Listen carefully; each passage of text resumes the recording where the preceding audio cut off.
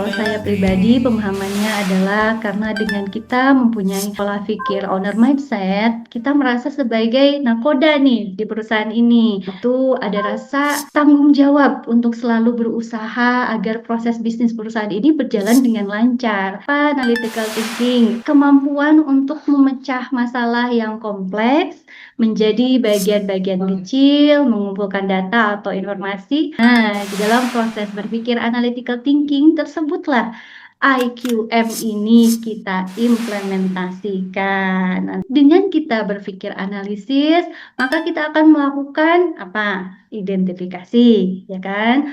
Kuantifikasi, juga melakukan manajemen resiko. Begitu. Ini kerangka berpikir inilah yang akan saya sharingkan tentang implementasi kepada penulisan PA di PLDP tersebut. Tahapan yang akan kita lakukan dalam penyusunan PA PLDP itu yaitu yang pertama, himpun semua rumusan masalah yang terjadi pada lingkup kerja kita. Proses kita himpun itu, kita sudah melakukan identifikasi IQM tadi ya, identifikasi. Setelah dihimpun, pilih salah satu masalah yang paling sering terjadi dan yang paling memberikan dampak negatif pada perusahaan. Himpun juga sebab-sebab mengapa bisa terjadi permasalahan tersebut. Setelah itu, analisa dampak dari permasalahan tersebut dan proyeksikan ke dalam angka-angka ini. Kemudian, masukkan ke dalam rumus. Rumusnya ya berbeda-beda ya. Nah, sehingga akan diketahui hasilnya berupa nominal angka. Ini kita sedang melakukan kuantifikasi. Setelah itu, berikan alternatif solusi yang dapat kita tawarkan terhadap masalah tersebut dengan tahapan-tahapan implementasinya. Kita sedang menjalankan fungsi atau kita merumuskan tentang fungsi manajemen risiko dan kita sedang merumuskan mitigasi risiko gitu.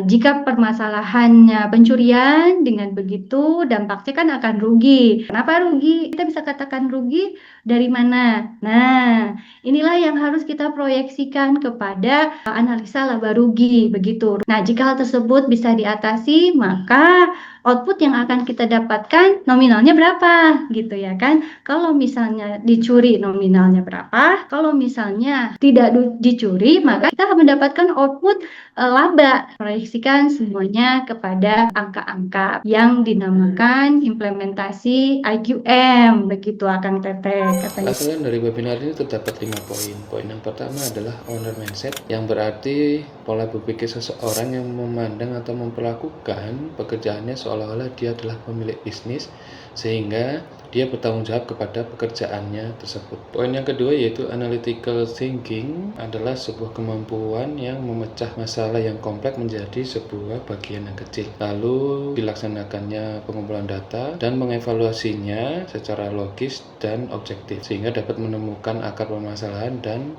menghasilkan solusi yang terbaik. Poin yang ketiga yaitu IQM terdiri dari identification, quantification, dan manage risk. Poin yang keempat yaitu implementasi IQM pada penulisan project assignment PLDP 3 dimulai dari menghimpun keseluruhan permasalahan yang terjadi pada perusahaan, lalu memilih salah satu permasalahan yang sering terjadi dan yang berdampak negatif pada perusahaan, kemudian menghimpun sebab terjadinya permasalahan tersebut. Selanjutnya yaitu analisa dampak dari permasalahan tersebut, kemudian proyeksikan pada angka dan masukkan pada rumus sehingga kita dapat mengetahui hasilnya yang berupa angka. Kemudian berikan solusi untuk permasalahan tersebut dengan tahapan-tahapan implementasinya. Dan tidak lupa untuk memproyeksikan solusi tersebut dalam angka dan memasukkannya pada rumus yang sama dengan yang tadi, sehingga kita dapat mengetahui proyeksi solusi tersebut dalam bentuk angka atau dapat kita sebut dengan output. Itulah 4 lesson dari webinar yang berjudul Penyusunan PLDP